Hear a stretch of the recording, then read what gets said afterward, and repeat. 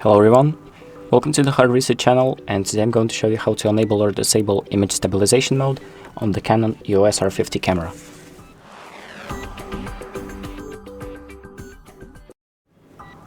So the first thing that we're going to do is click on this menu button, and then we're going to go to the camera section and then select subsection number 3. So you can use these buttons right here to navigate through the menu.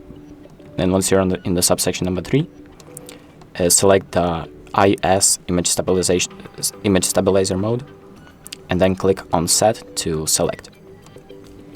So here you have the digital IS option, where if you click again, you can either enable it or disable it.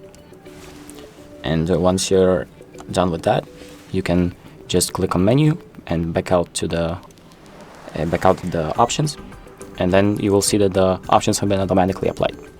And that's about it. Thank you for watching. I hope this video helps, and make sure to like and subscribe.